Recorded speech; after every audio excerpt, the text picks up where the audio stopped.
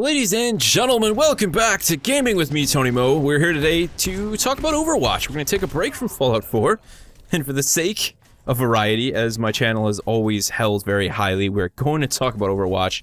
Overwatch is a game that I've very much been looking forward to. I was stoked to get into the stress test this weekend. I'm hoping that I will also be able to get into the closed beta very soon so I can play it all the time, not just for one weekend, because I have to say I really enjoyed my time with Overwatch, and I kind of just wanted to sit down with you guys and talk about it, you know, kind of give you my impressions, my thoughts on it. I didn't get to play nearly as much as I had hoped I would be able to. I had work, and it was just bad timing this weekend, so I ended up only being able to put in about 3 to 4 hours, which was upsetting.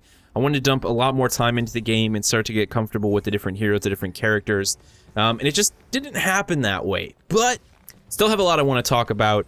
Still have a lot of feelings for the game, and genuinely I just want to say that I'm excited for it. I mean, first and foremost, I think the hype for Overwatch, the hype surrounding the game, you know, so many people very much looking forward to it. I think it's 100% legitimate. I think it's been legitimized for me just from the 4 hours that I spent playing with the game. The amount of personality, the character that Overwatch has. Once again, you know, sort of, to me, that is Blizzard, right? Blizzard always manages to nail that element of their games, regardless of what the game is. You look at Heroes, you look at World of Warcraft, you look at Hearthstone, and now Overwatch, and they're games that just ooze personality. And a lot of that is with how the characters are represented. And for the first time, you know, looking at Heroes, we have a lot of classic Blizzard characters. Now we have a whole set of original characters that are being thrown into the Blizzard universe. You know, Diablo and Tychus and all of those people that have been made famous throughout the years in Blizzard games. Now Overwatch is just one big jumble of original Blizzard-created characters. And as a Blizzard fan, and as someone who just loves characters in video games, I mean, Overwatch is sort of the goldmine for that, right? I think they nail that aspect of it so well. Now, at the end of the day, Overwatch is very much a first-person shooter. This isn't, you know, some sort of casualized FPS where people die quickly. You know, this is a game where your precision, your ability to shoot does matter in most instances, in most character or most hero situations.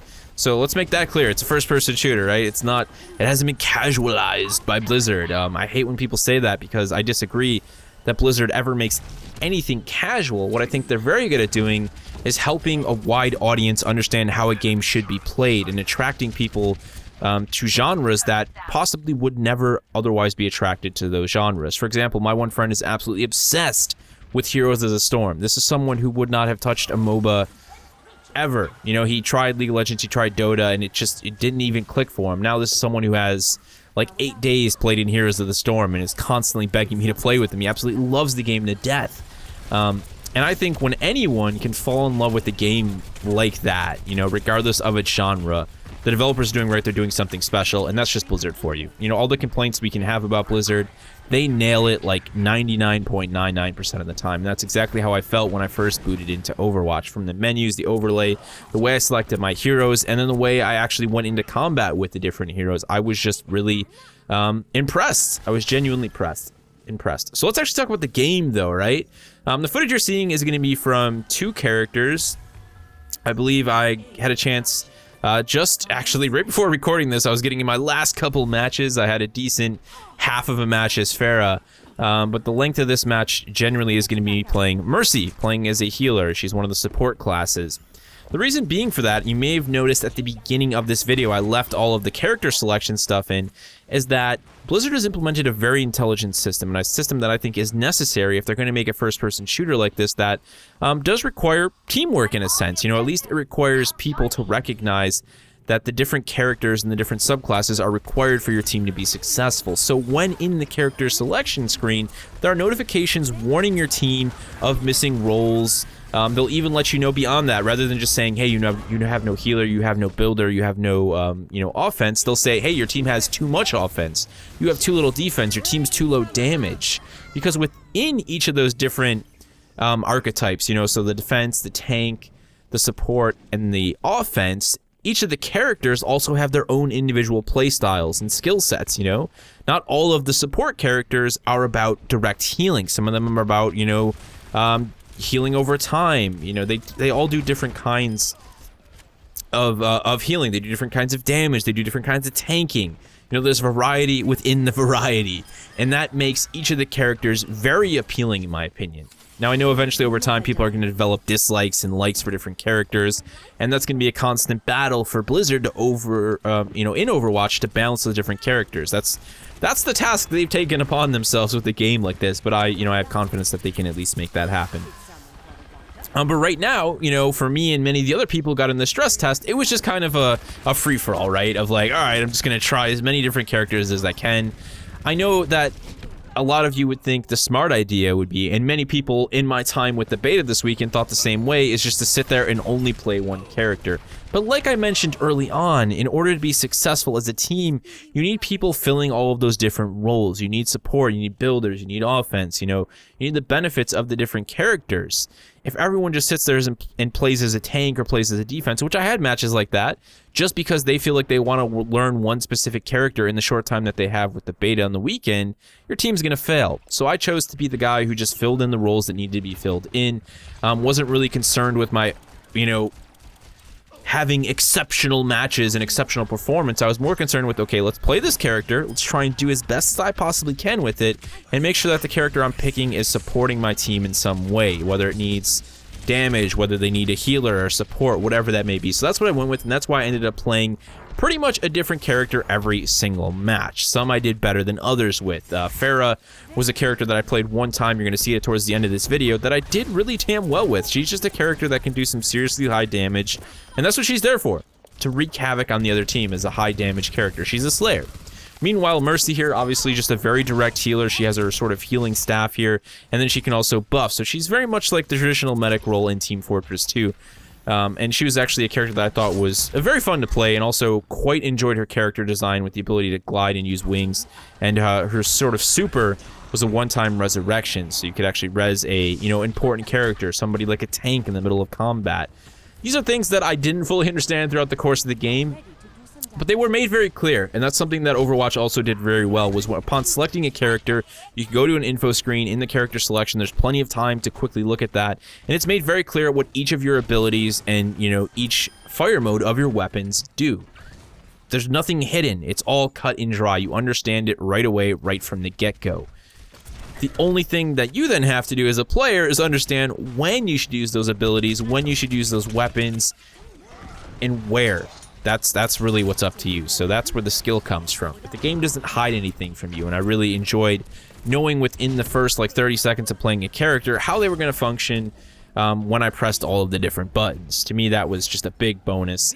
And again, I think it lends itself to the way that Blizzard looks to design games like this. I think when they set out with Overwatch, they said, okay, we're making a first-person shooter.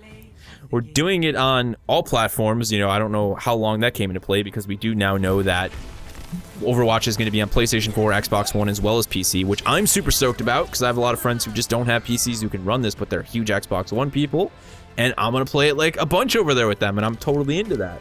But they said, how do we make a game that can appeal to, the veterans, the people who've been playing Counter-Strike on PC forever, the people who've been playing Halo or Call of Duty, the people who, love our games, they grew up with World of Warcraft, they're now playing Hearthstone and Heroes of the Storm. How do we make sure that if they come to our game just out of the sake of being Blizzard fans, that they feel welcome and they feel like they understand what they have to do and how they have to do it? And I think Overwatch just nails that. It absolutely nails that. A friend of mine, the same one who's absolutely obsessed with Heroes of the Storm right now, I lent him my account and said, okay, play for the weekend. I'm going to be at work most of the day anyways. Log in, go ahead and play for a little bit. The game didn't perform that well on his PC. It's a little bit lower end, a little bit outdated, but for him, there's this massive appeal to playing Overwatch because it's a Blizzard entity, because of the personality and the character that the game has to offer. It's the same reason that he was attracted to Heroes of the Storm in the first place, as I said, so they've done that. I think they've done a good job of making people want to play Overwatch. It's just a matter of how people feel once they actually get their hands on it. And I think for him, it's one of the first-person shooters that he's okay with having to go through the trials and tribulations of sucking at first-person shooters. At least that's, how he would put it. I don't think he's actually that bad. But for him, PC first-person shooters are something that he has spent very, very little time with. I think him and I had a few days way back in the day when he tried to play Counter-Strike with me, and that didn't go over well. Even first-person shooters on console, they've never really been his cup of tea, but there's something about Overwatch that is grabbing his attention, and it's going to make him it's gonna, you know, allow him to put himself in a position where he's gonna struggle and he's gonna deal with all of the complications and the issues of becoming good at a rather difficult genre. You know, a genre that requires high motor skills, you know, thought, intelligence, strategy, all of those things blended into one. Not that strategy games do that, not that MOBAs don't do that, but we all understand that FPS is just on a sort of different level, a different set of requirements for the individual to be successful. So in that sense, I think Blizzard has like already succeeded with Overwatch. You know, the thought process of so many dozens of people who don't even play first-person shooters who just want to get their hands on this game. Yeah, so just wanted to talk about the game. Like I said, guys, nothing really solid first impression stuff here. We're not being exceptionally critical. You know, it's beta, it's early on. This game still has development time. You know, they're still balancing things. But all I can say is that I want more. When the servers went down at the end of this match while I was playing Pharah, I was absolutely devastated. We didn't even get to finish the match. It just ended. I was really getting comfortable with Pharah. I was starting to understand like the splash damage capabilities of her primary, you know, sort of torpedo launcher here. I was understanding her glide ability, her jump and her hover and things of that nature, and I was just really having fun with the character. I was really getting into it, and it was sad to finally have the servers come down. Blizzard, please send me an invite. I just want to play McCree. I think that's one of the cool things too about a game like Overwatch, you know, to sort of close this out, is that, you know, you have this large character set, this large hero set as they would call it, and because they all have their own set of skills, their own individual, you know, personalities and character designs, there are multiple things that can attract you to a character. Like, I want to play McCree so badly, not just because of his visual appearance. I think he looks awesome. I love the Old West style, but because of the idea of then, you know, having a 6-shooter as my primary weapon that I can fan fire and things of that nature. Junkrat, you know, is a cool character. You know, this sort of scrabby looking, you know, gnarly dude who throws traps all over the place. It reminds me of a certain League of Legends character, as I imagine many of you will attest. And I think that is an important part of the Overwatch experience, is, you know, having players be ultra attracted to an individual hero so that they then will go ahead and put in the time to become better with said hero.